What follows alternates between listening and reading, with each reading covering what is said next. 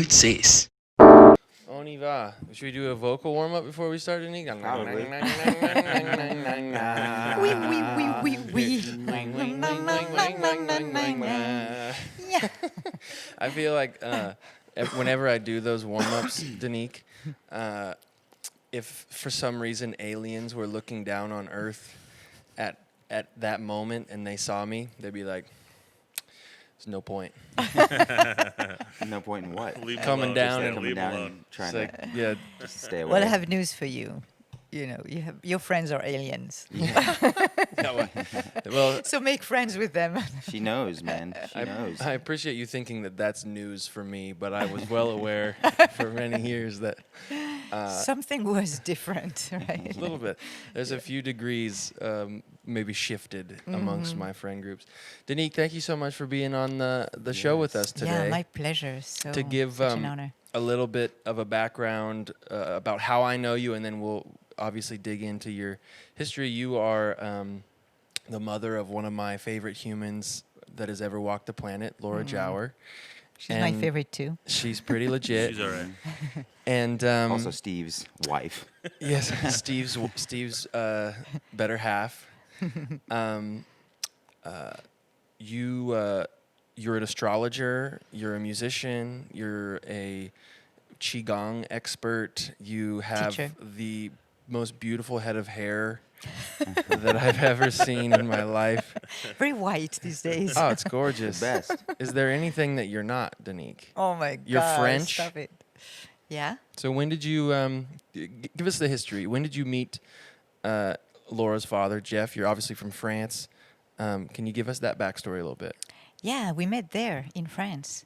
And we met through astrology. I was not his student, but because I thought it was, an important point in, our partnership. We fell in love at a seminar where I knew he was going to teach, and I knew he was like a pretty darn amazing astrologer. So I was curious. And I'm going to not tell the whole story, but we met in this seminar, which happened to be in a little town in Provence, and it's called Dieu le fit. So it means God made it. So it's kind of cool. a great way to let things happen this way, a little divine boom. In my opinion, from my small relationship with him, saw him as kind of one of the most curious human beings alive, and was very renowned in the astrological world. That's how you guys met, through astrology. And he actually came and read our charts about 8 or 9 years ago, previous to me moving to New York and going off on that journey for myself, and Alan going on his first proper tour, real tour. It was a big transition period in both of our lives, and that was such a resonating moment for me in my life, hearing him talk. And it wasn't even just he's saying these things that are connecting with me. It was the way that he said things, and the way that he expressed himself, and the way that he kind of just presented himself, that was so beautiful and authentic and loving and compassionate. It was I thought that our group of friends carried an energy that was really positive and powerful. And when Jeff was implemented into the friend group, it was oh, I remember. wow. I remember that moment. Yeah. This is this is It's like this kind of is an opening, right? It was I remember this moment, like an opening of wisdom, and also weight, into you guys that were so young, and him coming with his wisdom and his experience of life, Yeah. He was an author of several astrological books and journals and other various forms of literature, correct? Yeah. Yeah. And you got inspired to do astrology through your relationship to him. Well, it was our, daily conversations. I mean, we spoke another language, that the language of astrology. He also spoke French, which was, a gift for me, because then culturally we were he spent 2 years in France. So that was a really nice bridge. And we collaborated, actually, because at the time I was doing a lot of music vocally, but sound healing. I was more into sound healing and using the voice, to bring that state of meditation internally. And we made a bridge together to do workshops where he knew all the symbolism of astrology, and I was bringing body work, basically body work and vocal work. And we ended up doing some really interesting stuff, like taking the chart of a person, and everybody in the workshop was being one planet, and we're surrounding the person in the middle, and it was total improv. But all these people were astrologers or students of astrology, and for example, I would be, Venus is in Cancer, and I had to sound that Venus and move that Venus in Cancer, and do Wow. some sounds. And you can imagine the person in the middle, that's her chart or his chart, going, I've never felt that. It was all, feeling and all experience. And that's called experiential astrology, which is getting out of the mental and the mind, because astrology can be very wordy and theoretical. And a lot of astrologers are very much in their head and not very much in their body. Yeah, it's And intimidating. yeah. And I was more interested by that aspect, which is why I never became an astrologer. It's just like, Jeff passed away 5 years ago, and since he passed away, I hear his voice saying, "Okay, now it's your turn. It's your turn. Go Wow. ahead." Yeah, I was going to ask if you felt like if you've kind of possessed his legacy and feel a need to continue to move forward with your astrology teachings, understandings, since his passing, and what that kind of did for you thereafter. Yeah. Yeah, definitely. I didn't, when he passed away, I'm more of a body. I mean, he was a mind, Jeff was able to dissect, a chart like with surgeon, tools, like the scalpel, and actually someone of his people, students, not students, how do you say, clients, were, describe him as a surgeon of, because he really knew how to bring words to those symbols. And for me, I geared toward, naturally following my river was, music, which is more feeling, emotions and stuff. And then I went more in that direction of qigong, which is a life cultivation system that is about integrating the body, the heart, and the true self, rather than the ego that run ourselves crazy, right? So it's really more of an integration, and I know that I'm going towards in that direction, just being more fully myself. And astrology sometimes takes me more into my head, which I like, but I know that my growth is also to do that bridge between qigong and astrology, which I'm working on. And it's quite an interesting other bridge that I'm doing. I like bridges. For most of the people listening, I would imagine the word qigong, at least when Laura told me you were getting into this practice, I had never heard of it before. Can you touch on it? Like, is there a 10,000 foot above layman's description of what qigong does and what it's about? Yeah, it's a very, very ancient Chinese way of life cultivation that is based. It's used in our world, Western world, more like a health, maintaining health and developing health. So a lot of movements are based on very calm breathing, a calm state where discernment and clarity can occur. If we Cool. are in a emotionally agitated state, we are only finding solution from that place, and we don't get to that more inclusive way of being, which is more efficient than just trying to fight against, whatever. So, yeah, it is a very ancient system that is that I'm quite, passionate about. Became a teacher and now do facilitation coaching, one-on-one coaching, because it also helps with observing how we think and how the learnings that are also reflected in an astrological chart, the way we think, sort of brings us to our experiences. And so those patterns that we learn early on in life are necessary because they help us survive, basically, whatever happens early on in life. But then they come to a place where they don't make us happy. That's the ego, basically, just thinking that we know who we are, and then we shut down to, no, this is not who I am. I can be something else. I can be much more free than what I think I am. So, So if you haven't roughly. figured it out by now, listeners, Danique Jower is the most balanced human being you've ever met in your entire life, which is why we have her here In the to universe. balance us out, because we are Yeah, Are it's you like balanced now? You're I feeling good? I'm better than I was when I felt- started, but I felt like you floated up those stairs into this attic when you came up here, man. I was I feel impressed. like you do that every time. Yeah, I see you. It's just like, here she comes. It's like this aura. It's so beautiful. It's so amazing. Thank you. Yeah. Two things. One, Julian and I have, for many years, wanted to start some sort of absurd cult. And we feel like potentially you might be able to be our Leader. Baglivada. What is it? How's it? Bhagwan. Bhagwan. Do you want to be our Bhagwan? Yeah. That Can would you? be an honor. Dude, we She will. doesn't even know what we're doing. Do you even need to know? We will dance. We will dance barefoot in circles around you for Yeah, just tell hours us a what to day. do. Just tell us what to do. Float in and out whenever you need. And listen, there's probably a few Jimmy John sandwiches in it for you if you play your cards right.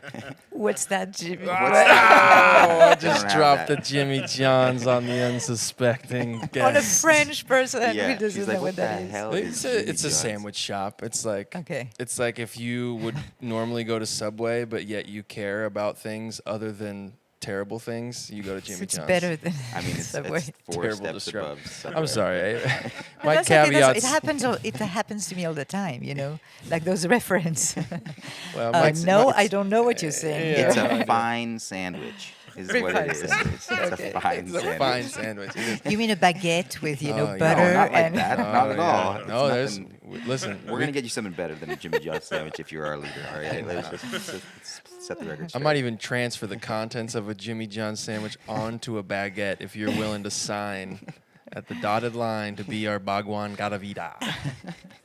you got my Okay. yes. And the Sweet. second thing is I think I'm very interested in these pieces of paper you have in front of you because this is me and Julian's life soup right here. It is. It's your personal soup. Yeah. Our personal soup. Can we Yeah. throw those on the old on the ticker, Steve, so that the folks who are currently watching can see what an astrological chart looks like? It's really something. It's on the ticker. It's on the ticker right now. It is. Mm-hmm. Ticker means it's on. Who are or- you on? Whose are you on right now? Who are you looking at right It's- now, they're, Danique? they're Which both one? up, Bubba. Oh, They're cool. both up at the same time. Okay, cool. Yeah. So it's very different from just knowing your sign, right? The sun sign is more of a seasonal thing. So a lot of people are Leos, a lot of people are Pisces, and so it doesn't give you any differentiation. I can't say that word. Differentiation. Thank you. That is a difficult word. is Let's hard say up that word. slow together, everybody. Differentiation. Wow, Tough. that's a doozy. 18 Okay. syllables. And there are a few like those that I just can't Yeah. say. So what you see is that a wheel, and then the horizontal line basically is the one that just like goes through horizontal and cuts the wheel in two, is the horizon. So it's basically showing when you were born what was happening on that line of immersion or ascending to the light, basically. So it's very interesting. It's a point called the ascendant or the rising sign on the left, which would be that little, for both of you, it's Cancer.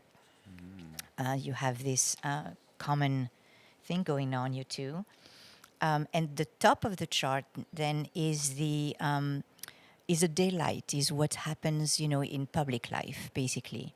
And the bottom is more of your private life, the things that you have to grow in order to be a person and to be able to knowing who you are and to evolve and to function in the world.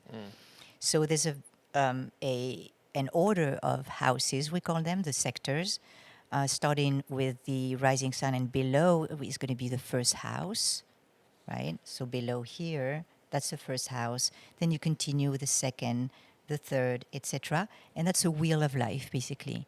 So the first is about your most personal beingness. It's what you rise, like imagine a newborn child, goes, oh, here I am, and here's what I'm showing. This is me. Hello. Very personal. First house is going to be all about yourself. And then second house is about, the child is asking, looking around and going, what do I have here? What is in my toolbox? What can I use? What are my assets? And what are my allies and my qualities, my special qualities, the things that I can use? Then the third house is about how do I communicate? How do I express myself? So that's also the continuation of a child life, right? It's like, okay, I can't talk, but now I'm talking. And what is the impact I have? And it's also the daily life or things that we do on a daily basis. And then the fourth house is where we plant our roots. And that's the very bottom of the chart here. This house and that point that's very low in the ground in a way. It's the roots. So it's the family axis, the fourth house and the top, the opposite house. And so that represents your roots, your home, how you were raised as a child and what was going on around you as a child. And also what you're going to choose to feel comfortable in your home, in your own home, what you bring in your own surroundings. And then the fifth house is now I have my house, I have my roots. How can I create? How do I manifest things and start to be part of this creation? But it's inside first, right? It has to be, what can I do? What can I create? It's also the house of children. And fantasy is also about love. We start to think about connections at this stage. And then the sixth house, that's just below the horizon, is a very important one. It's like for you artists, it's like when you are, at behind the curtain and you're about to go on stage, and it's that, okay, am I ready?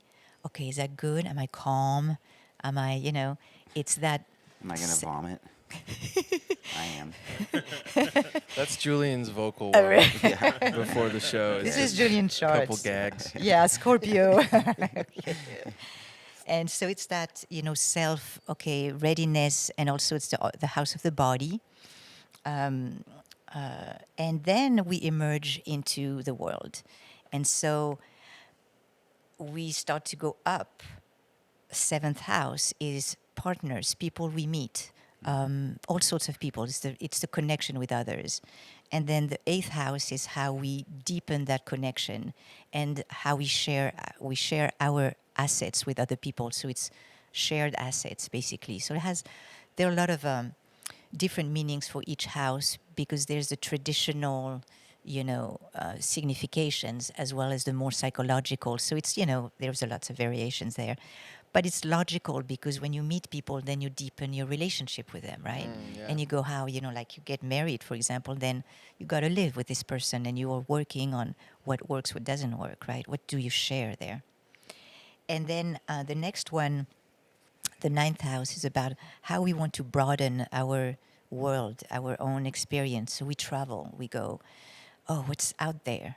We want to feed ourselves either by going to school in a higher studies, or we want to deepen our understanding of the world, basically. So it's a philosophical realm, also personal, but also connected with the world.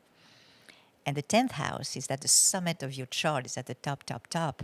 That's your career. That's how you shine in the world, which is very interesting we'll look at that for the two of you who are out there in the public eye, right? Mm-hmm. In the choice that you made in your profession. So that tells a lot about what color is. What kind of narcissists we are. Yeah, what kind? Yeah, there are different kinds for sure. Like a teal, I feel. And then when we pass the career, it's like, how do we surround ourselves with communities, friends? Because career is not enough. We need to have our people. We need to have that support. And that's the 11th house. And then the last one is the house of the unconscious. It's, kind of if you think about, if you believe in reincarnation or, a thread of continuation in our lives, that would be sort of the time when we need to it's the house where we get to ourselves in solitude, and we try to let emerge things rather than know what they are. So that's why it's called the house of the unconscious. And in tradition, it's a very malefic house because it's not seen. It's behind the horizon. So that's the wheel, Wow, man, basically. that's so detailed and It's quite rich, complete. right? Yeah. It's the human experience, basically. Yeah. And what's the correlation with 12 and like the time and 12 hours on a clock and the dials of the hours of the day? Oh and yeah, I that didn't even stuff? think about that. It's until- it's connected with the it's this type of astrology, Western astrology.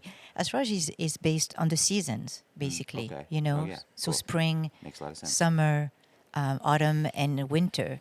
And so there is this progression throughout. Like, if you look at Scorpio, the sign of Scorpio is in that fall season where things sort of disintegrate, and or in the past, in the Scorpio time, people were counting the goods they had, and they were forecasting the winter to come and counting what they had to survive the winter. So it's a time of really shrinking and really discerning, what needs to be kept, or there's a depth there.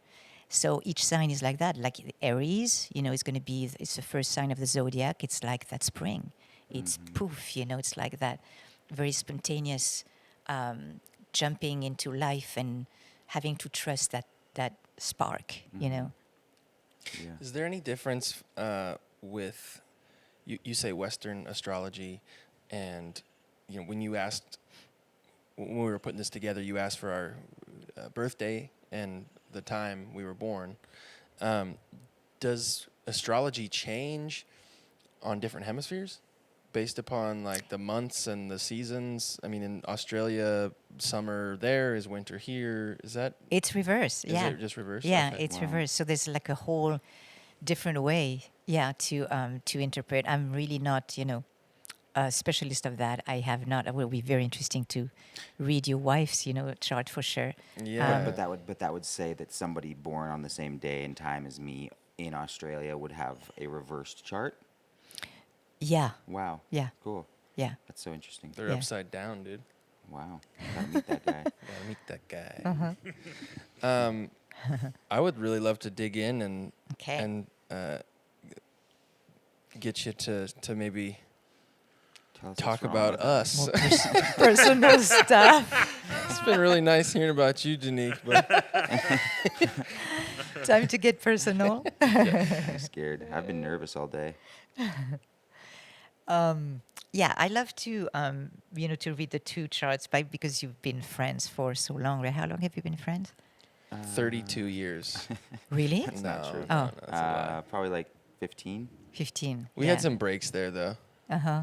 No, we didn't. Like last week. Yeah, we got pissed at each other. Oh my He God, didn't dude. he gave me a Kit Kat bar instead of a Twix bar like I asked, and I left. That was it. I left. I was never coming Yeah, back. that's a good thing to mention, food, because you guys have that rising sign. Both of you are Yeah. about food. Oh, Really? Yeah, Oh, that man. Cancer.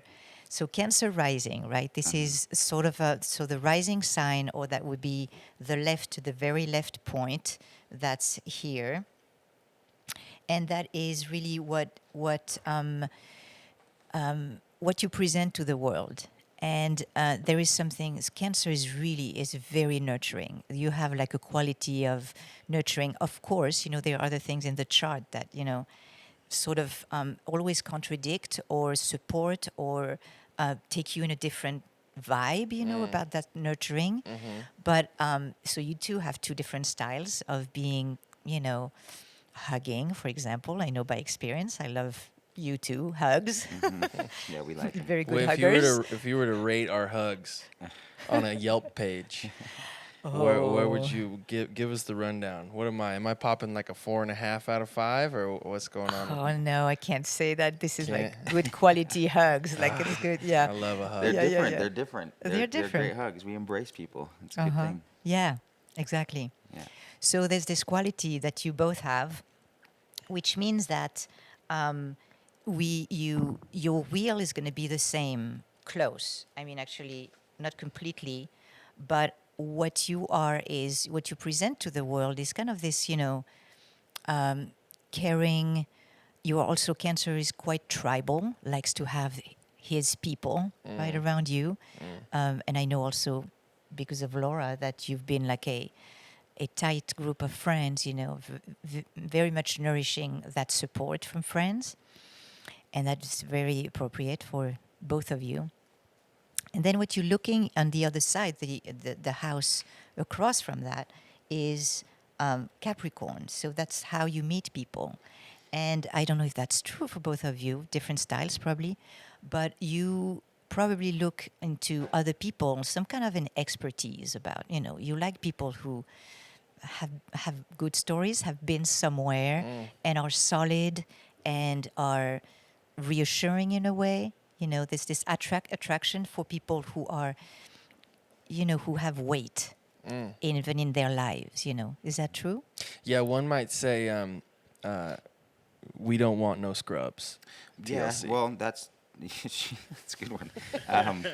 It's true, but I still find myself, trying to please shallow people and trying to like be everybody's friend, even if they're not Yeah. with weight and density and Yeah. have like a lot. Yeah. I'm trying to be everybody's, Yeah. no matter who you are. So, which is my issue. And I'm not.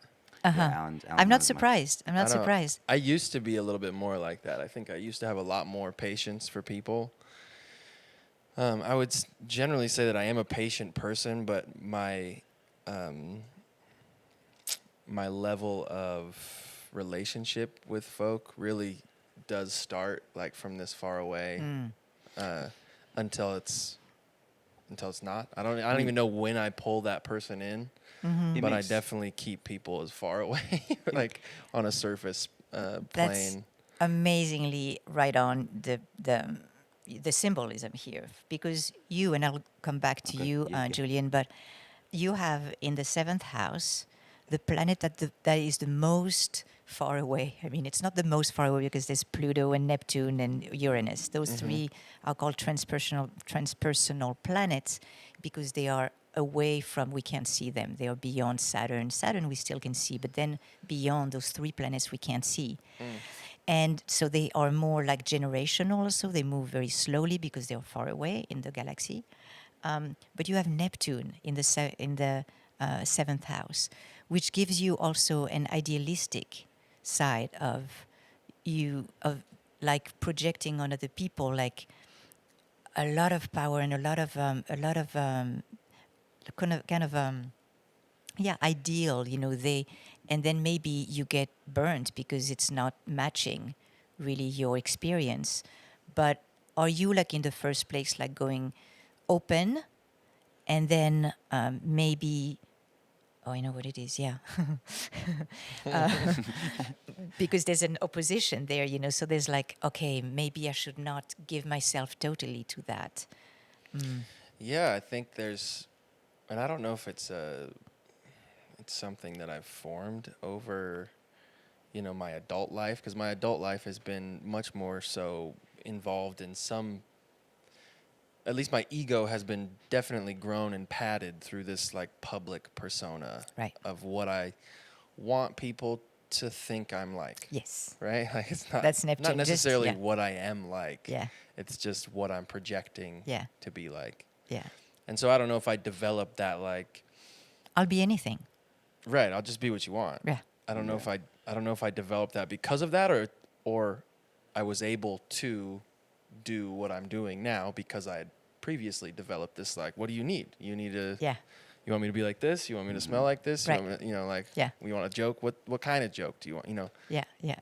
But I wouldn't say that I'm allowing, like I'm not initially like as open as this guy. This guy will tell you, Jules will tell you like every emotional thing that he's going through with like literally a person he's just met, which blows my mind whenever I see it happen. I'm like, bro, this is the Jimmy John's He's clerk. just like, shut up, dude.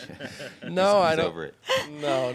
I'm not. And that's the I big- poke fun at it a little bit here and there, Yeah. but it is actually a wonderful quality. You just don't. Yeah. You don't see it in humans. And that in a often. way, for you, it's less defined. It's like it's way less defined than Julian because Julian has the moon connected with it, that Neptune, and you both are into this, this careers where you can change things. I mean, you're an actor, Julian, right? So you can be anything too, but Julian is much more connected with his emotional, state, so that there's something very different in between the two of you. Both Neptunes in the seventh house. So there's something about I'll be anything you want, right? And at the same time, for Julian, there's a need to anchor that into a very personal place, which is your moon. The moon is the emotional needs. It's your daily life. So it's like your food. So it's a very different quality. Wow. Very different quality. But it's interesting because you're both, in the public eye, and you have to have this sort of famous, you have to stick to a certain image, and I'm sure it's a struggle that for you. Yeah, I mean, I definitely, I think I told you earlier, yesterday or whenever we were chatting, just that, I have identified, my identity has been dictated by the impressions that I've made on other people for so long in my life. So I haven't really created an identity for myself up until the last few years, if I'm being really honest.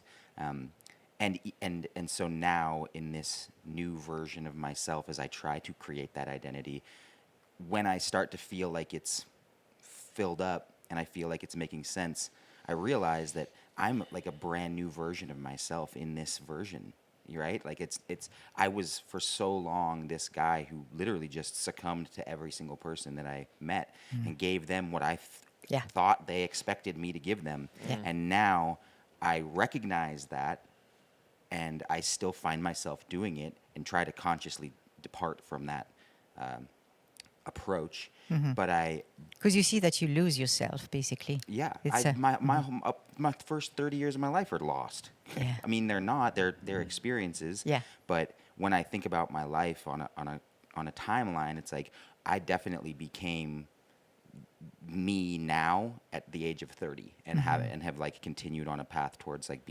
finding me. So in my mind, I feel like I'm 34 years old, and I feel like I'm a child. I feel like I'm like an adolescent in my new version of myself, and I still struggle so much. And it's like, well, of course you're going to struggle because you're a baby. You're like a kid. So it's interesting. And the 30-year-old is like it's really an age when you become an adult in astrology. Between 28 and 30 is that planet Saturn. That's a planet of structure and limitations, but also building who you are. And that's why we say that this is really around that age of 30. Is when you really start to plant yourself and to have a sense of yourself. And and because you both have this Capricorn sign on the 7th house that is ruled by Saturn, Saturn is a really important landmark in your life. What happened to you at 30, Alan? Do you remember? Or 28, 29? Yeah, I was like around 29. I forget. Like, I think those were the moments where, or those were at least the years where I started looking ahead and looking in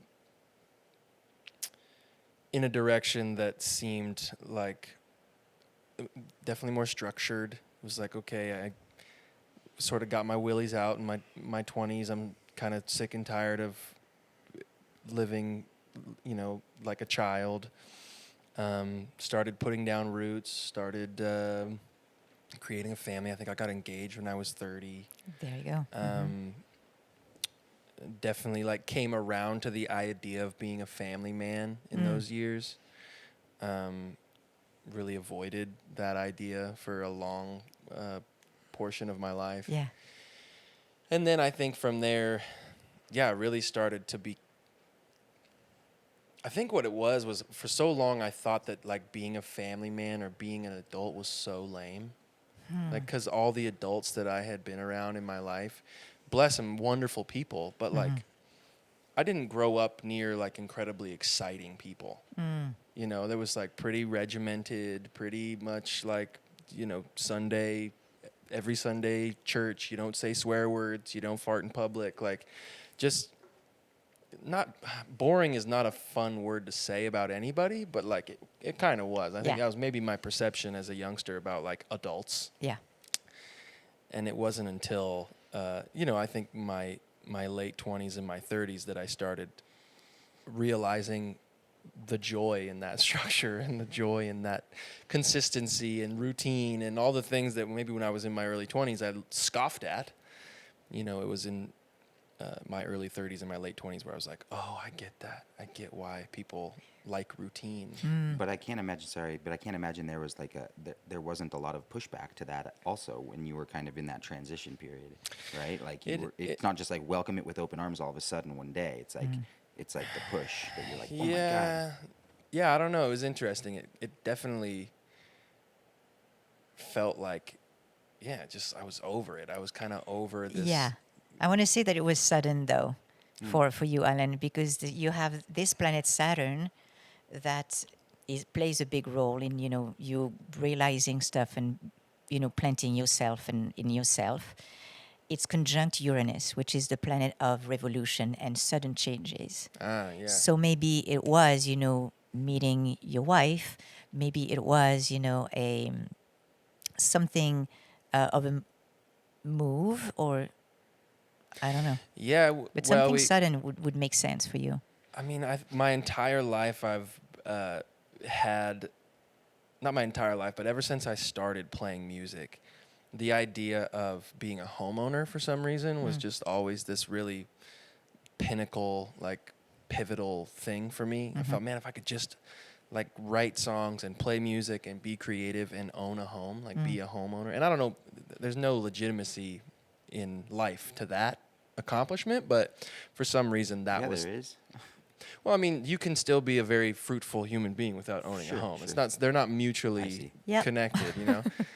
But for some reason in my life, that was something that was really special and important to me. And I think, I was able to buy a house when I turned 31. That was pretty pivotal for me, where it was like, oh, okay, like this comfort and this. It's also too prior to that, like I was working so hard, and I felt like the work that I was doing, like having my wife and having a child and having a home, it was like, oh, I'm working for this. You know, like it no longer was about just like working for my own ego and working for my own accolades and working, you know, to feel good about the view counts I have on my online pages. Yeah. You know, it was like, no, I'm this work is for this thing, this nest, this family. Right. And that was a pretty pivotal realization. And a lot of pressure was taken off me because it didn't feel so selfish. Yeah. You know, like when you would get up and sing a song in front of people, like it was no longer I was doing it for me and my own benefit, rather for my wife and my child and my home and building up that, really nourishing that nest. And nourishing that Cancer, you know, that you truly are, you know, because the rising sign is a quality that you rise to. So I'm not surprised to hear that it's not something that was really natural at the beginning, you know, or it really changed. It can change qualities, you know, in your life. And having that all making sense to be a father and to have a home and to, that reinforces that pure quality of the Cancer, right? Oh, wow. And, yeah. I was just going to say that I remember Jeff talking about it when we did it the first time, because we were like 24, 25 or something like that at that age. And he was mentioning this idea of the Saturn returns. Right. Is this what we're talking about right now? Exactly. Right. And it's always stuck with me because, you know, as I've come out of my late 20s and into my 30s, I have, you know, either like dated people or been around people who have been at that same age as I have come out of it. And you say like, this is a thing, this is like a thing you're going through, this Saturn returns, and I never have enough validity to kind of explain what it is, so it just makes people frustrated with me, like, shut up, Julian, we get it, like, you're older than us, and and it's just like, I'm just letting you know, like, it's a thing. I think it's a thing, it's like a real thing.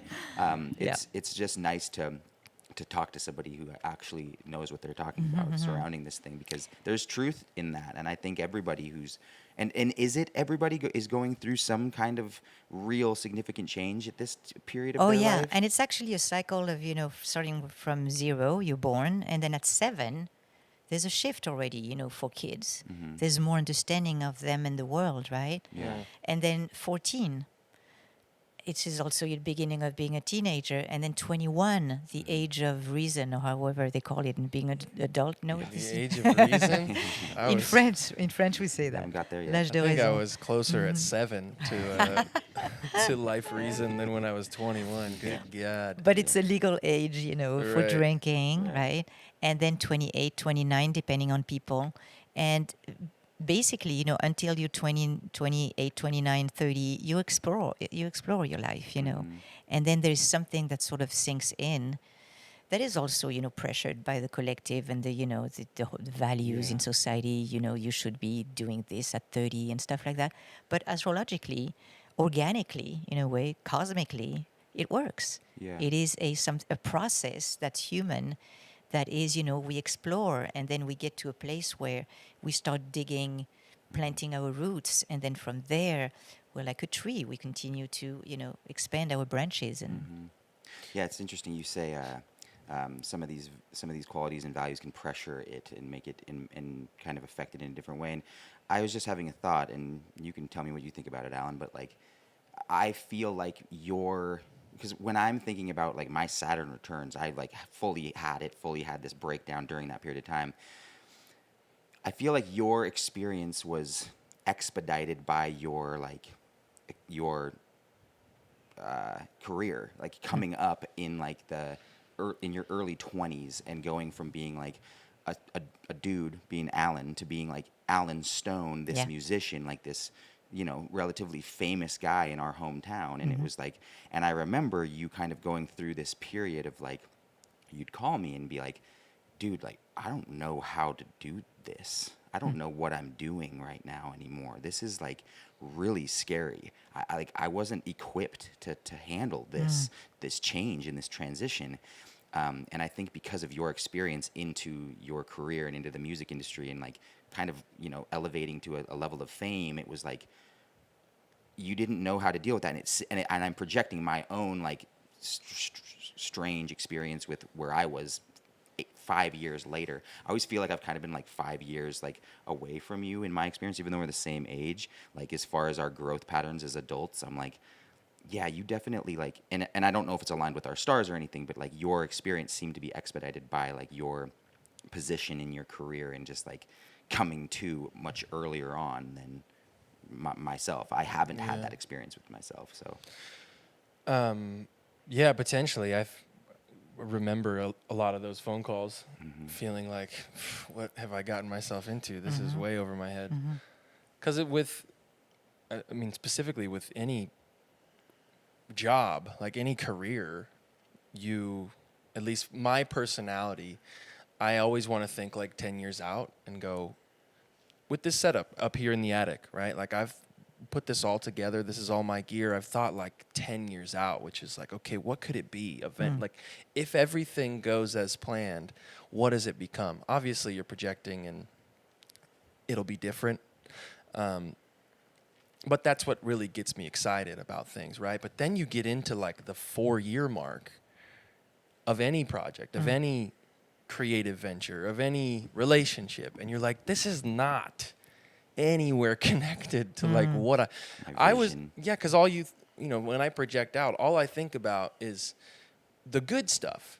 Like I think about the different kind of cameras I can have and the guests we can have and the parties, like I don't think about, the ins and outs of like running a business, being a musician out in the public eye, like dealing with travel, dealing with like employees, that's the stuff that I think I really was unequipped for, and probably what I meant in those conversations with you is like, man, what? When I just wanted to sing songs. Like, Yeah. I didn't want to have to learn how to be like a camp counselor that lives on an RV. Has got to make sure that everybody's happy when they're traveling 12 months a year. Like, I didn't sign up for that.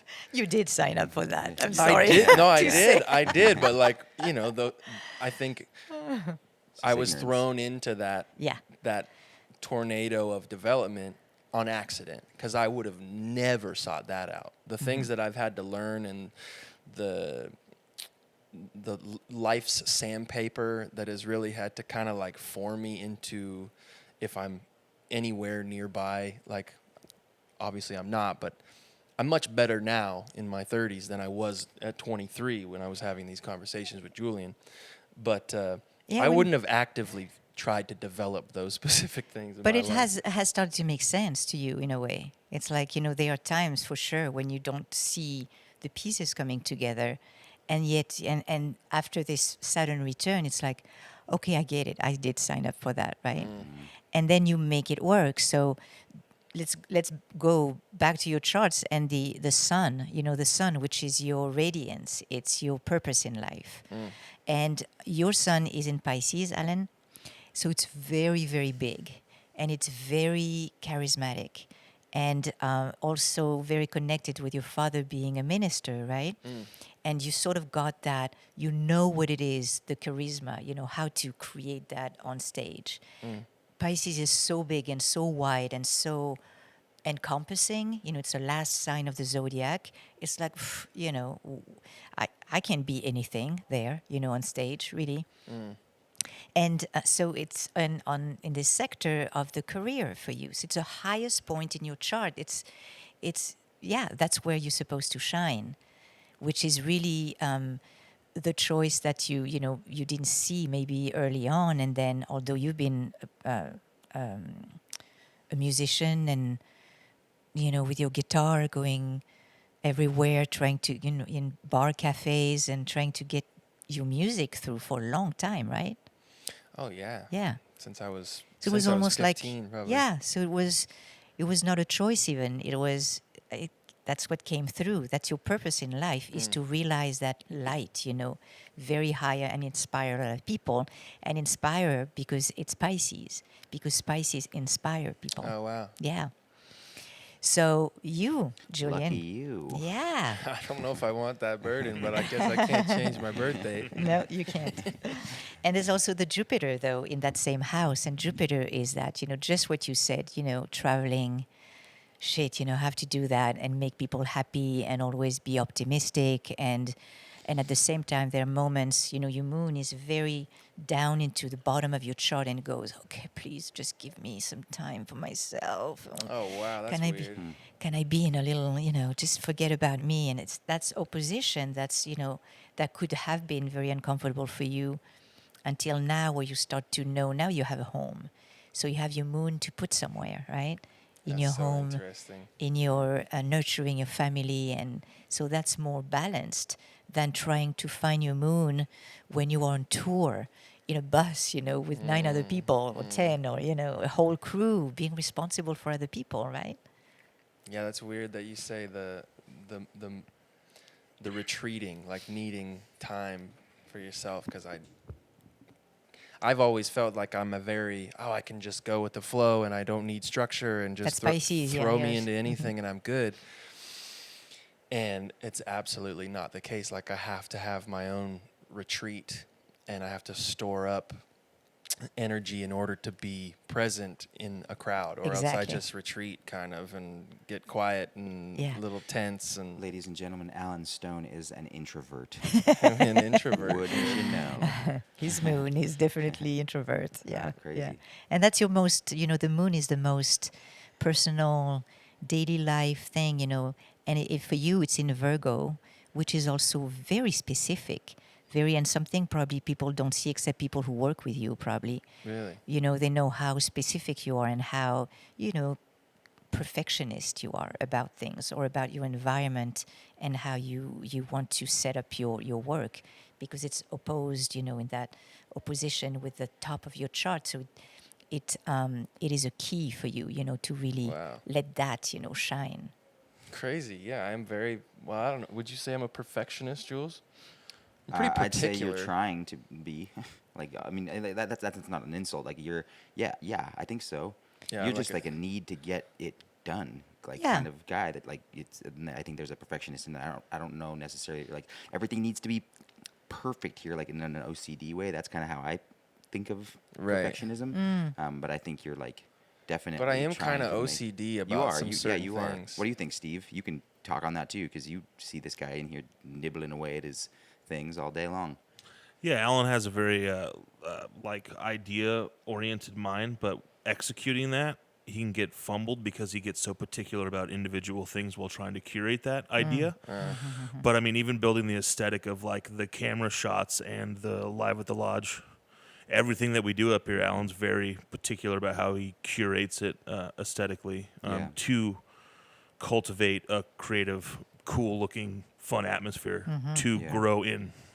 I also That makes sense. Totally. I Yeah. think that's like referenced by like what he has done previous. That nothing can be less than that.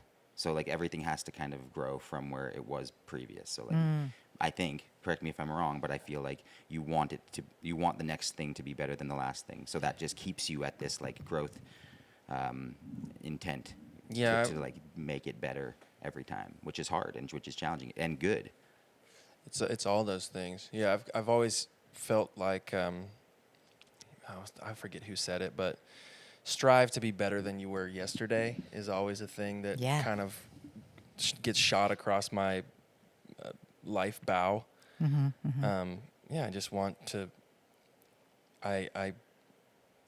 The things I create, I am particular about them, but I'm also not precious with them, which is interesting.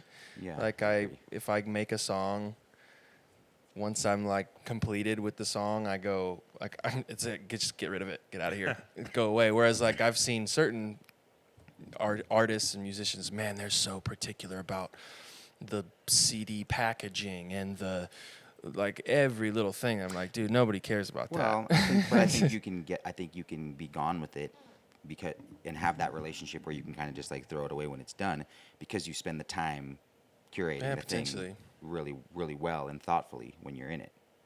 And then by the time you're out of it, you're like, okay, I know I've done everything I needed to do to get this thing to be where it needs to be, and I'm safe in letting it go. Maybe, yeah. Yeah, I mean, or I'm it's just lazy. That's You're definitely not lazy. Yeah, you are. yeah. No, you've worked hard. Yeah, yeah.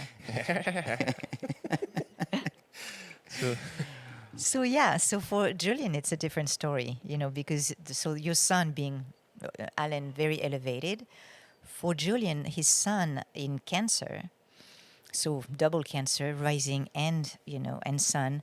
So your purpose is really to get to that quality of nurturing, of creating your tribe, of creating comfort around you, and hypersensitivity. Cancer is very sensitive, and it's. No chance. Oh, dude. you are so sensitive. I'm the worst. No, you're the best, sensitive. dude. But it's funny because your moon, the planet of or our satellite, which is our closest thing to the Earth, that's why it's so personal. The moon, right? Your moon is in a earthy Capricorn, opposite, your sun. So you were born on a full moon. So you were born with this sort of big clarity about even the yin and the yang. It's like, how do I bring that together? And finding your own spark, your own flame in that Cancer protective. And on the other side, you have this moon that's saying, push forward. You're responsible. You got to do this. You don't have no choice. You just have to plug through. And so that's quite a torn. A tear, a torn, a tear. You are torn. Yeah. You're torn. Yeah, you said it. It sounds better when you say it anyways. Just say whatever you want. It's Julian's favorite band is Torn. Yeah, that's a song by Natalie Imbruglia. It's not a band. Right, and I do love that song. It's such a good tune. I'm torn. Is that it? Yeah. Yeah. Sorry. Continue, Danique. That was We good. digress. Good segue. Yeah. So there is for you, Julian. It is more about your identity, to define your identity through everything that you build. Whereas for Alan, it's more building that career, that shining light, and that you are meant to be working for your career. This is big part of your identity, Alan. And you're going to get the rewards from that, of course. For Julian, it's more, who am I? It's always that. That's why you always ask those questions. Wow, dude. Who am I? And you can tell that just from that little Oh circular my thing gosh! there. Look at this sun. The sun Look is at this here. sun, like we're gonna be like, oh yeah. I got no Looks a lot idea. It's different. right there. Yeah. That on looks the like my ascendant. geometry homework. Yeah. 2003. That's amazing because that is so spot on about our personalities. Like Yeah. when we were talking about anything involving this, right? This is kind of our first capacity of. Well, we've worked together plenty of times, but this is like our first proper creative venture together. And just in the conversations leading up to like what we want the podcast to be, it was those two personality traits were highlighted. I was I want like, to learn something about myself, and you Yeah. go, well, let's learn about the I'm world. like, I don't care about that. I don't give a shit about. Well, you should who be now either because of guess what us we're are. doing? That's it. Yeah. No, it is really. We're going It is down. really great, and it's nice to have that contrast in both of our desires for these type of interviews and this perspective. It definitely helps pull me out of my natural inclination towards just like command and conquer kind of thing. Yeah. Yeah. Nice. Totally, and I'm so constantly fascinated by not only just who I am, but who other people are and why we are the way we are. Yeah. And it's why I became an actor, because I was so fascinated by the human condition and being like, why do we react and respond the way that we do, and what is it about being Yeah. authentic or inauthentic that Yeah. like what happens, what's going on psychologically with people to make them act the way that they do. Yeah. And me especially, like, why do I feel nervous? Why did I feel nervous before this Oh, came yeah. up? So like in my brain, knew it I was said it out personal. loud, but in my brain I was like, no, but seriously, Julian, like, why are you nervous right now? Like, what's that all about? Like, is this coming from some like deep-rooted place of like growing up? It's just like, dude, what are you talking about? And then I like come to you, I'm like, oh yeah, cool, let me be present. But I'm trying, and like that, the whole pursuit of like, who am I? Yeah. Kind of gets me trapped in like being not present because I'm so focused on like, but as much as it is focused on like, who am I now? Why am I feeling this way? I get in my head about why I am this way, and it removes me from actively just pursuing the moment that I am currently in, because I'm trying to I'm not trying to curate the moment. I'm just trying to understand it all the time. And it's just like, dude, we're just hanging out and talking. We're just sitting here in a hot tub, like having a chat. And I'm so deep into my own headspace that it's just like, and it's fine because I think it allows me to grow and to understand myself in a high capacity. But I mean, I heard stories about you, Julian, like, when you are in a group of people and you're the one who's going to go meet someone who is all alone, and you start a conversation with them and you get into the deepest place, and it's, amazing for the person who was all alone, and you get a lot from just, who are you? What are you, what are you made of? What makes you tick, You're really interested in that. That's really, really important for you. And your son is not, at the top of the chart in that career thing. It is really, you are learning from all your experiences. It comes back to you always. You also have Pisces at the top of your chart, which is this place where, again, as an actor, you can be anything. But it's also, it's spiritual. It has to have meaning. Pisces has, and I don't know, maybe comparing the two of you, in terms of your music, Alan, is so inspiring. The lyrics are, you're good when you're really getting into that. Let me inspire you, And you are the same way, Julian. Professionally, you want to do that. And then do you find that, in being an actor, are you satisfied with that aspect, or? Well, not always. When I can reach that thing that I'm trying to do as an actor, then yes. Yeah. But that thing that I'm trying to reach, which is actually cultivating an authentic moment and living truthfully under imaginary circumstances, which is a very difficult thing to actually do, especially when you have cameras or you're on stage or you have other people surrounding you and you're trying to do this thing. If you can reach that, which I have done not many times in my pursuit to being an actor, that is the thing that I have continued to be an actor because of. Because I've felt that high, I've felt that authenticity, I've felt that like truth in I am being something other than myself, and I'm honest in that. And that is so such an addictive feeling and such and a high like I've never felt before. So that is what inspires me. Now, on the other hand of that, 99.100% of the time, it's not that. And it's like even the jobs at the level that I'm at, I'm playing a lot of little parts that don't have anything to do with me digging into any type of real work. Yeah. It's being an accessory Yeah. to something. It's doing something that like standing on a mark and getting in the light and delivering dialogue. So it's just, it's different. So, but the thing that I'm chasing as an actor is 100% the most inspiring thing I could ever do. And you said the word truth, and you have, Alan has the sun, which is just the light, being radiating his purpose. And for you, you have Jupiter there in this. You also have Jupiter, Alan, but you have the only planet there is Jupiter, which is the teacher. So you both have this quality of educating people through your music, of guiding people, of really.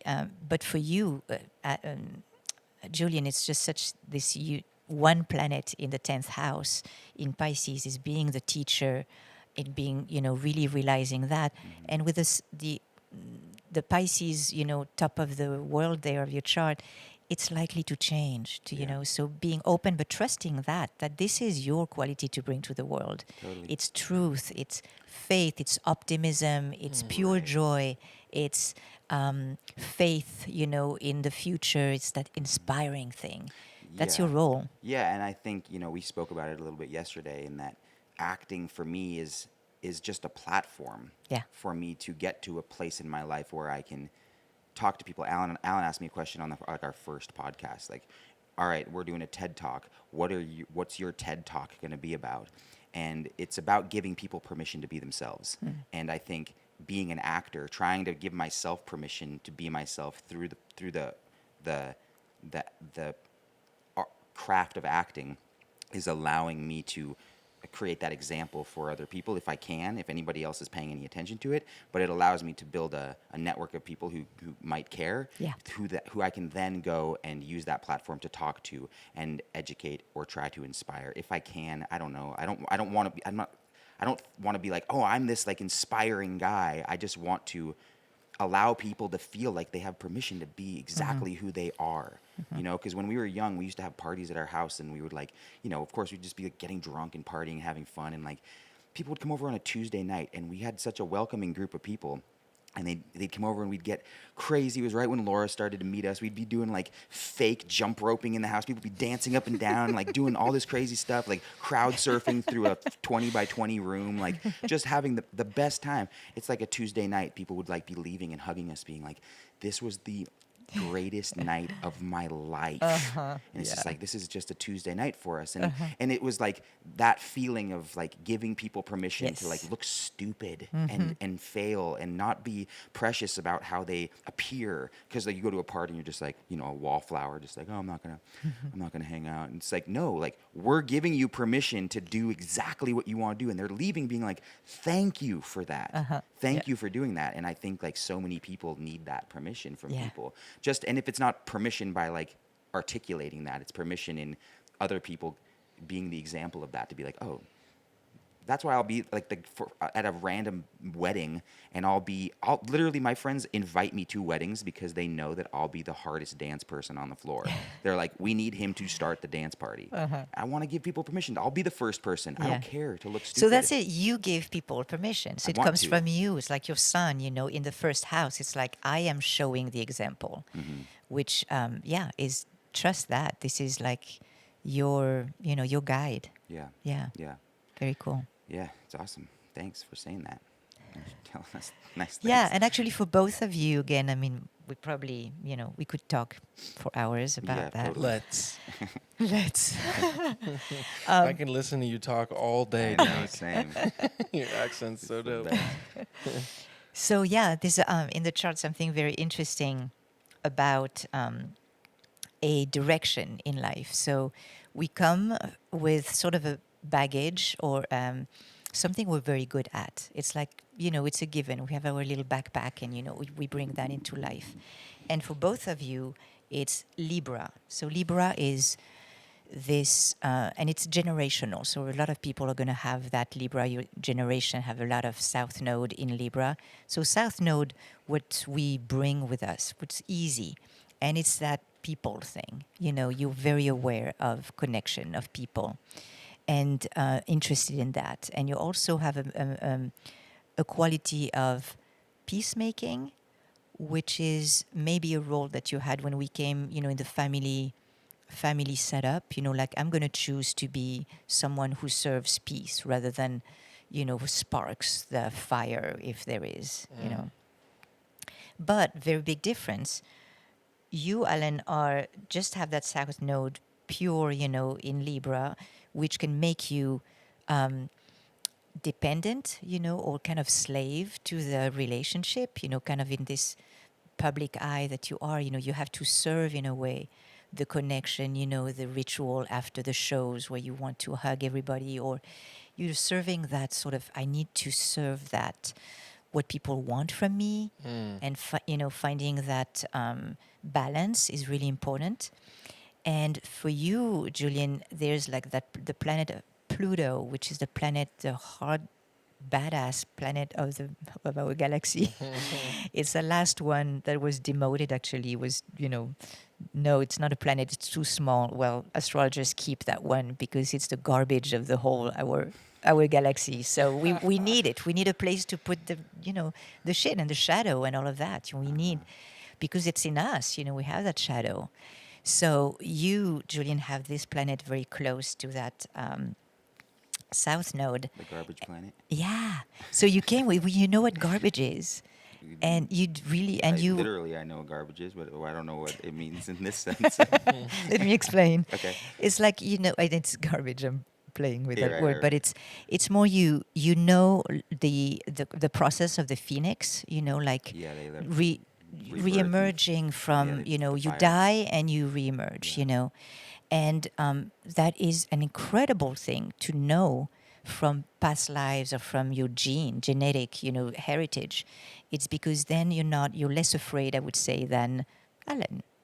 Alan doesn't have that. He has Pluto that's also in Scorpio, but further away. It's not connected with this. This is what I'm bringing in this lifetime. It's a little. There's more space for you. It's like it's right there, and you know how to. You have dealt with crisis, and you, in a way, you were strong enough to deal with crisis. Does it make sense? Kind of. Yeah. Yeah.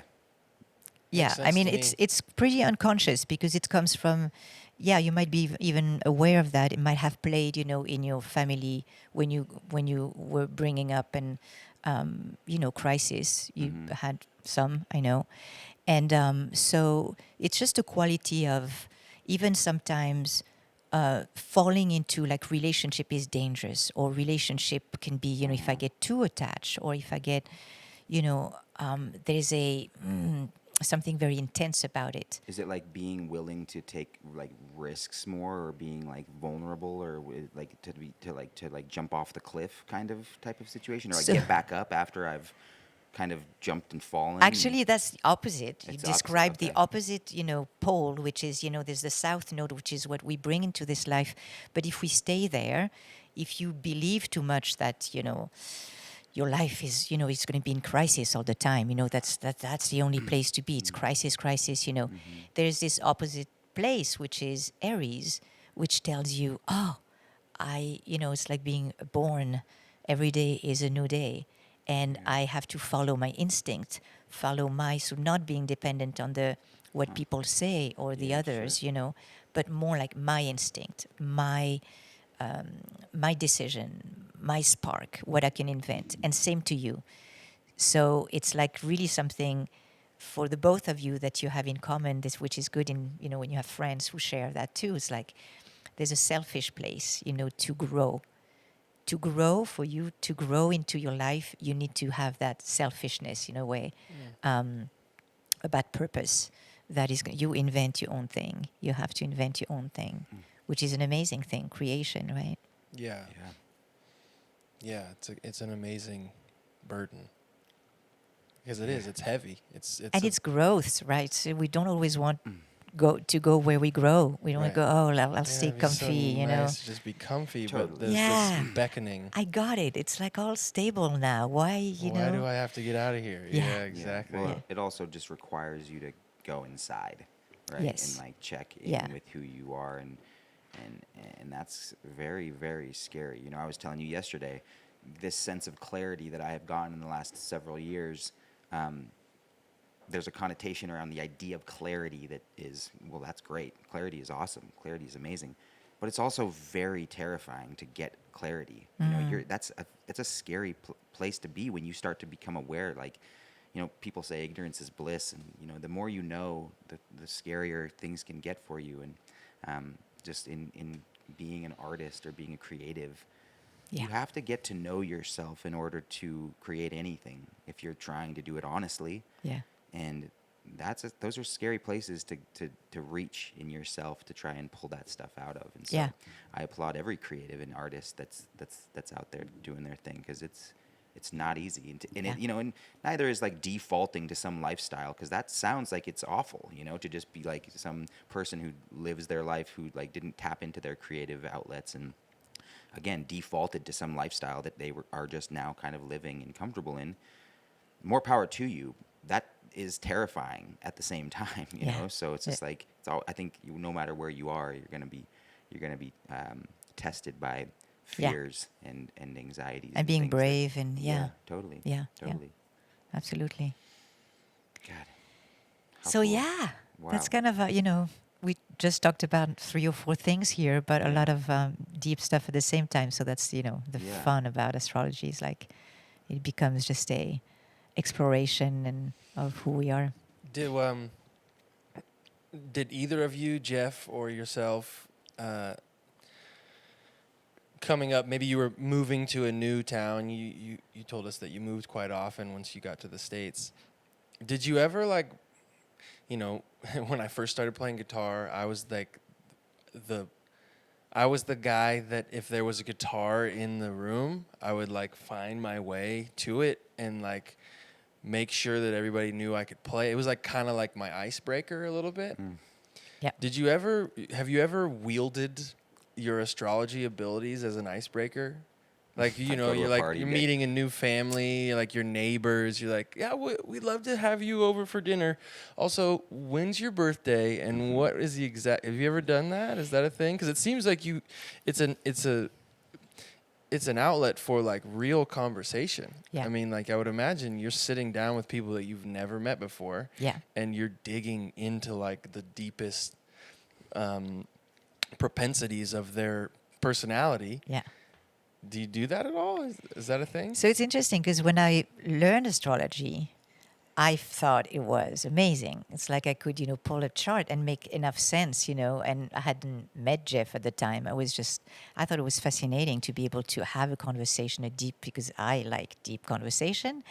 And so, being able to jump that way. And I kind of like you, I was also started guitar when I was 7. And I used it as a charm thing, Yeah. like, okay, when I take my guitar and I started to sing, I knew I could, charm someone in the audience. So, Sure, yeah. it was totally a seducing tool, right? Yeah. And astrology, in a way, was that, Jeff was interesting because Jeff was very private about that. He didn't like to show off, but when he was just like, going all. He didn't like to show off with astrology. Yeah. Like he wasn't going to tell people unless they No, ask. he was not asking. Yeah. See, that's so funny because Interesting. it makes me think about all the people who do use astrology nowadays to Yeah. kind of like get to know each other. Like, you know, you meet somebody and they're like, "What's your sign?" Yeah. And you're like, "Cancer." What do you, like? Yeah. Do you know Oh, me I now? know. Oh, yeah. Do you know I me? Do you know, I know me know. now? And Oh, that makes. I always love that. it's- yeah, Oh, that makes so sense. much sense. Oh my God, totally. You're like, like dude, get you love don't know eyes, or what they're the like, hell "Oh, I can't you're talk to you." talking about. Yeah, it's so ridiculous, and I think there's like this idea around astrology and zodiac symbols and signs that's very trendy right And also now. very limiting.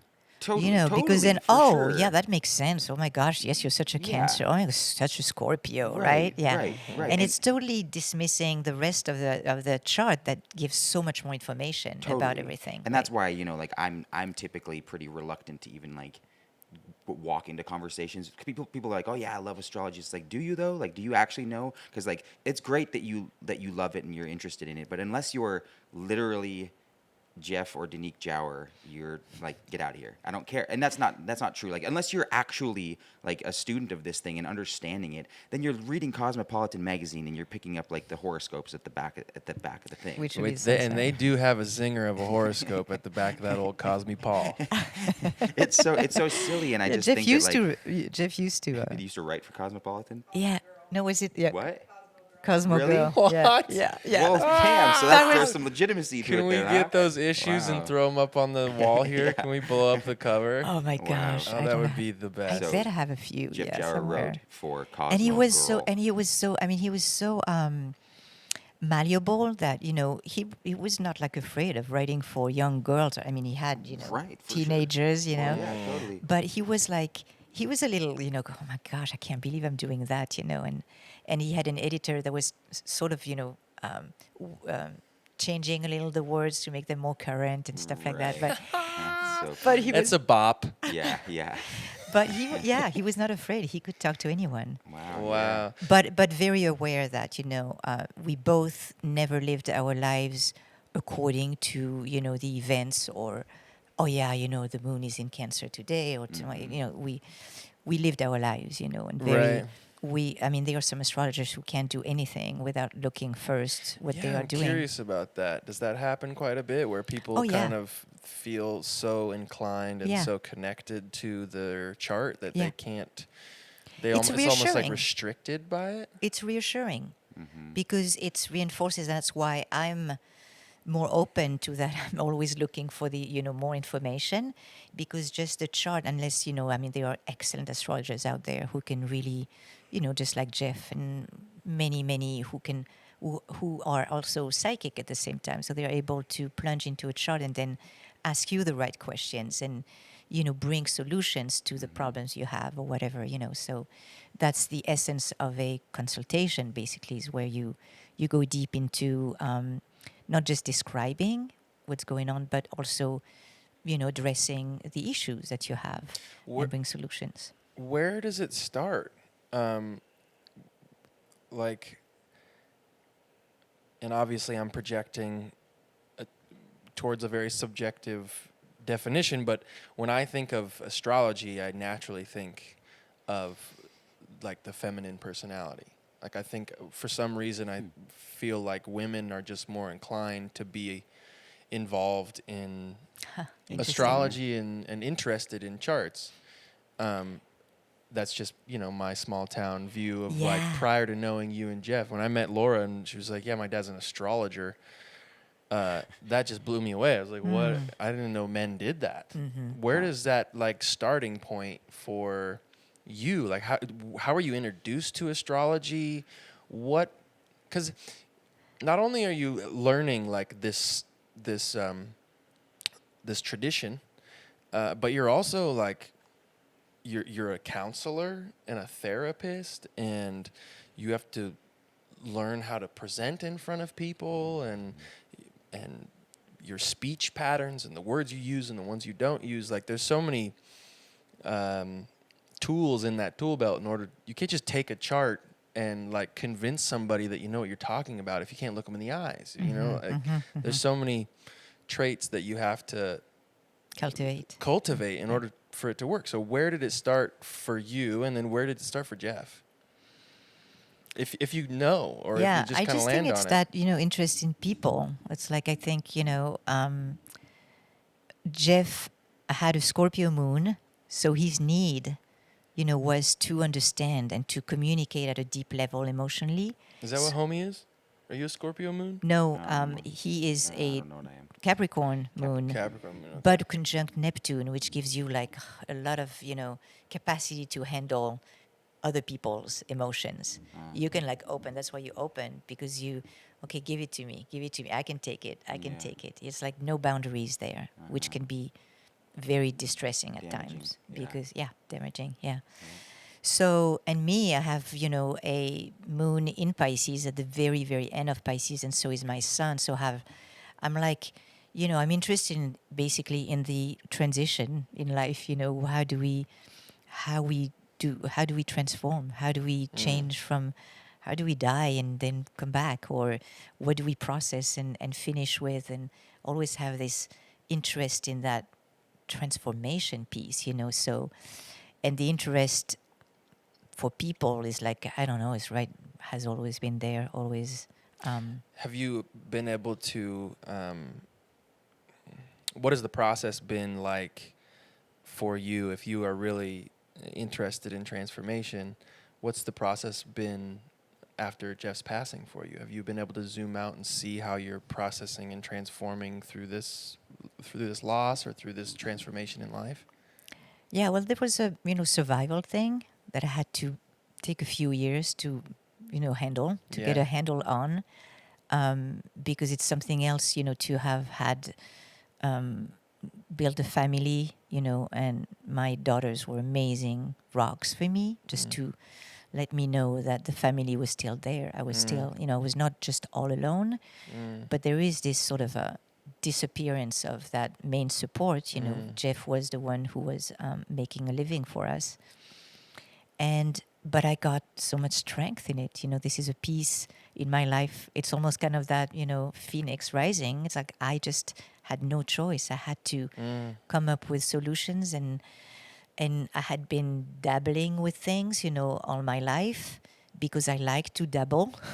I like to do this, to be like a butterfly, That's the classic dabble dribble right there. And then suddenly, right, I had to just like plant myself somewhere, and that's where I started to take seriously my tools, Yeah. and my assets, teaching French, that had been done, but dabbling.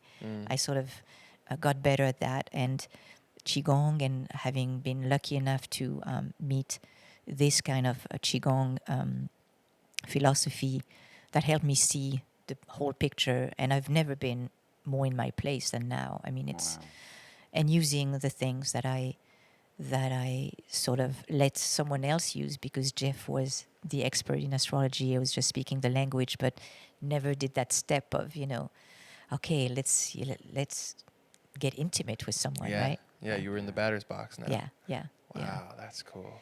So it is incredibly satisfactory for me, to be at this point after 5 years of seeing how more solid I am and how much I know about myself. But what I learned with Jeff about astrology, and what I again hear, often is like, okay, take that plunge, do it. Yeah. What a cool testament to just never being done growing. Oh my gosh. Yeah. Yes. Right? Absolutely. So cool. Never.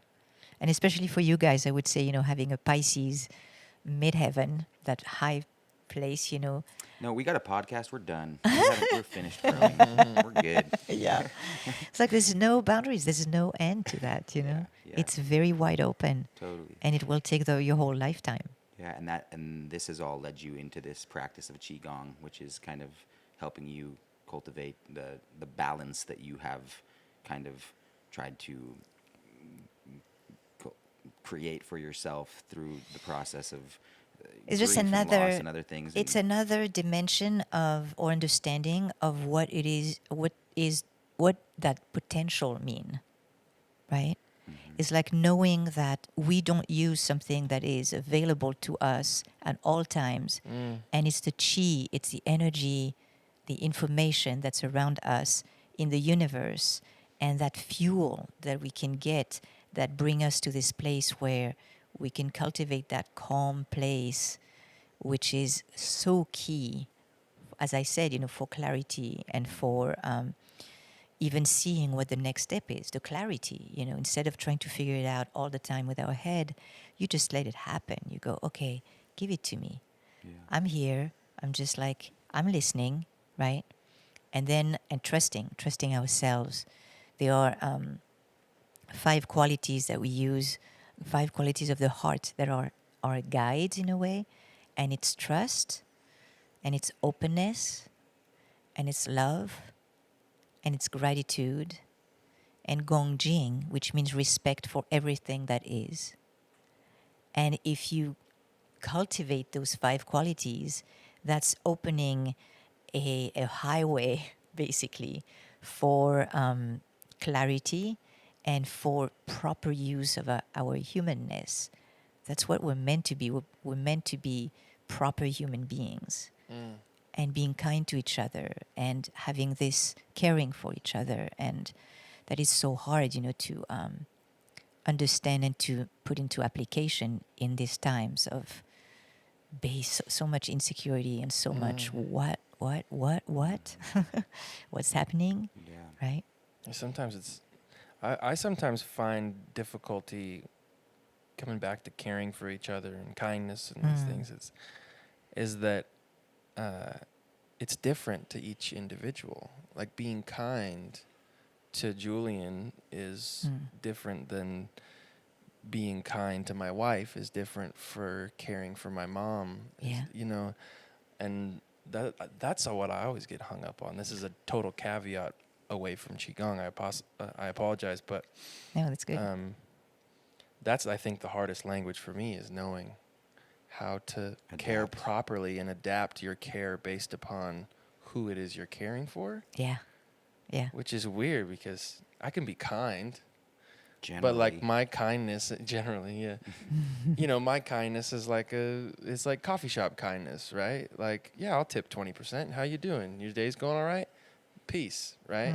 And then that's I'm comfortable with that type of kindness, but man, real care and real kindness and consideration, Jules is like way more equipped with those tools than I am because We're just equipped with different things, man. Yeah. I know, but it'd be fun to try and develop those things because you can, right? It's not just because you have a certain scope of stars that you're just pigeonholed.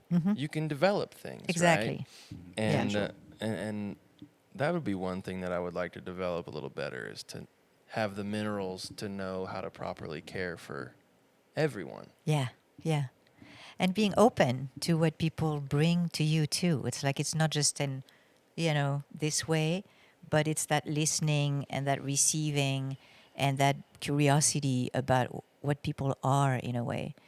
But of course, depending on the circumstance or where, your focus is in life, some, focuses change throughout life, So then I think that, besides, outside of the chart, those human qualities are just, they are for everyone, to do no harm, and be open to someone, be open to differences, be, and just feel if there's a reaction, if you feel, unsafe, then you allow yourself to feel that reaction. You don't deny it, but then, you learn to move with all these contradictions and these things, just like you said, oh yeah, it's easier to care for someone than for someone else. What's the difference? And being more curious and more observing than drawing conclusions. We are very much drawing conclusions all the time about everything. Right. Whereas if we can be, more open and say, this is just what it is right now. I'm going to just accept, even when I'm uncomfortable. How about I just accept it and see what happens? It doesn't have to stay forever, but acceptance is a big one. Yeah, observing. There's a writer, philosopher. I'm not really sure what you would call him, but we can call him an author. This guy Eckhart Tolle, who talks a lot about the watcher and not defining or identifying with specific emotions, rather watching them and attempting to try and observe why they are there and what's triggering them, Yeah. as to better understand them, which is a cool training exercise, right? Because we have all these little rivets in our brain that just have been formed, consciously and unconsciously. Yeah. And man, when I cook a beautiful brisket and my best friend Julian throws too much hot sauce on that bitch, my rivets start twitching like an old Las Vegas hotel. And Steve knows what I'm talking about. Word up, son. Yeah, I do that. Sorry about it. But I got to learn to watch that emotion, because to each his own. If he wants to just destroy the brisket that It's I've his slaved problem, right? It's his problem. Yeah. I got problems. You got problems. Hot Hot problem. sauce problems. I seriously have hot sauce problems. Danique, thank you so much for coming on the show You're and welcome. for Seriously. My graciously opening your self to us and sharing your talents. I would not like it if we did not get to hear you sing, because your music is so soothing and such a wonderful expression and reflection of your personality. I always feel like when I sing, I can typically see people's like personality in their music. It's interesting when I listen to somebody's music and then I meet them afterwards. I'm like, oh, that's so. Just even like down to how they hug or their handshake, right? And would you play a song for us? Yes, I would love Yeah. to. Yeah. Cool. I'm gonna get you the guitar. You just stay put, and Okay. I'll get you situated. And I'm very rusty, I have to say, because this is not my main gig these days. You're gonna make people feel so But happy. I'm so happy. What is this that you will do for us? yeah, so it's a song that I wrote many years ago. And it's called, and it's so appropriate, because it says, so it's going to be half French, and there's a little verse in English there. And it says, écoute au fond de toi, écoute le son de ta voix. So listen inside yourself, inside for the sound of your voice. Listen to the sound of your voice. Sing a little song, a soothing little song, and let it be a lullaby. Let it be something that's just for you, basically. It's that, and that reflects also my, the work that I did for years about sound healing, and I thought that was my calling. I was going to be like, an expert at that, and then, no, there was something else in store, and but that power of the voice, when so many people don't sing because they think they can't sing, or so that was the premise of this song. So, ooh, I like that reverb on the guitar. A little sauce for you. Stevie is a Stevie pretty Ray nice Stevie little Ray song. Vaughan over there at the cockpit. He Nice. knows how to give you the sauce. nice.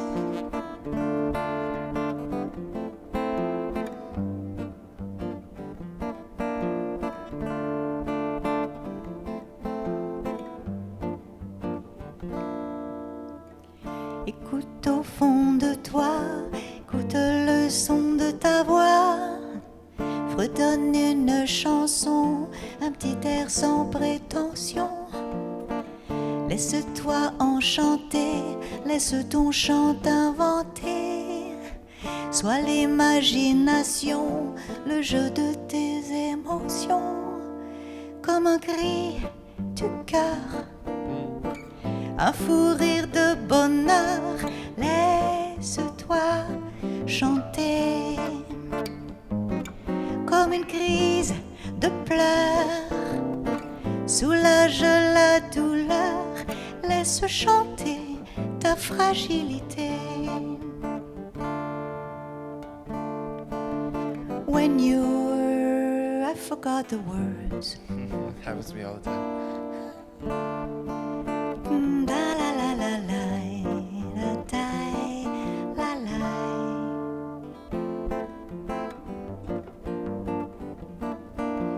Close your eyes, let the melodies. Oh gosh. Close your eyes, let the melody sing the Daruvavrai. Let it be a lullaby, and you, the baby. Oh, we lie, lie, lie, la la lie, la la la la la lie, la lie, la la la lie, la la la la la lie, la la la lie, la la la la la la la lie, da da la la la la lie. Do-dee-da, do-do-da. It's my scat. It's a hell of a scat. Do-do-da, da-dee-da. Bye, bye, ba-ba-bye. Ba-ba-bram, dee-da-da-da-da. Ooh-doo-wee-hi. Ooh-va-vai. Bree-va-vo-vir-dee-da-da-dai. Dim-dim-dee-da-dai. Écoute au fond de toi. Écoute le son de ta voix, fredonne une chanson, un petit air sans prétention. La la la la la la la la la.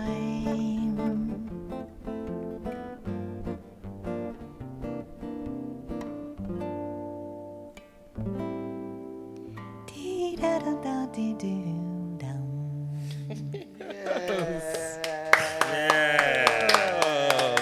Thank you, thank you. So good. How good's this? How good's this, man? Wow. Thank you so much, That Danique. was super Yeah. special. That was beautiful. Thank you. Great job, Mom. Oh, Yeah. thank you, Steve. Thank That you. was Ruben. amazing. What a Thank pleasure. you. Thank you once again for being here and for helping me and Julian know a little bit more about ourselves and each other. And Yeah, rising to your caring selves, nurturing selves. we'll do our best. Maybe it'd be smart to like schedule these every 6 months with Yeah. To Danique, remind so we you. just Well, sort we of can also check get in. with you and maybe do some of your qigong practices and Oh, that'd be tell people fun. how people can try to reach out to you if that's a thing that they can do as well. Yeah, please. Can where can people find you, Danique? Do you offer consultations to people? Is it kind of peer based and word Yeah. of mouth, or can we promo some of what you're up to? So the qigong is I'm practicing in a wonderful organization called Uplift Yourself. It's based in Bellevue, Washington, and so yeah, I mean we do everything online right now, and this qigong has many tracks, several tracks where you can learn different things in order to cultivate that totality of yourself and that connection with the universe and learning about qi and things like that. So the best is to contact me through my email and just tell me what you're interested in, and I can sort of direct you to sort of see what's the best way to go from there. And you don't have to. They don't have to be in Bellevue, Washington, or even in Washington. No. At all. It's all remote at this point. It's so all you can just Zoom, Zoom in on Zoom you. or FaceTime or Cool. yeah, And do we have an email address to throw up there for her? Yeah, we made It's it up there. It's up there. nice, Cool. very good. Danique, you are the best. You're a legend. Thank you so much guys. for Hey, and having thank us. you for bringing her into the Yeah, world. I One of know, our right? favorite Yeah. folk of Yeah. all Laura is time. one of the greatest human beings of What all a G. time. What a G. She chose. Yeah. She Wow. wanted to be here She chose Yeah. right. to bring her little light, her Leo light. Yeah. Yeah. Super special. Thanks, Danique. Love you, Danique. Thank you for being here. Love you too, guys. Wonderful. Great episode. Yeah. Oh, Boo Boo, did you just make it to the end of the video? Yes, you did. Do you want to see more videos just like this one? Huh? Do you? Well, then head over to patreon.com/live at the lodge, where you can support the How Good's This podcast, as well as the entire Live at the Lodge family. Yep, yeah, you're going to get exclusive merch, personalized shout-out videos. Me and Jules, we're going to show up at your house and baptize your nephew, huh? Check it out, patreon.com/live at the lodge.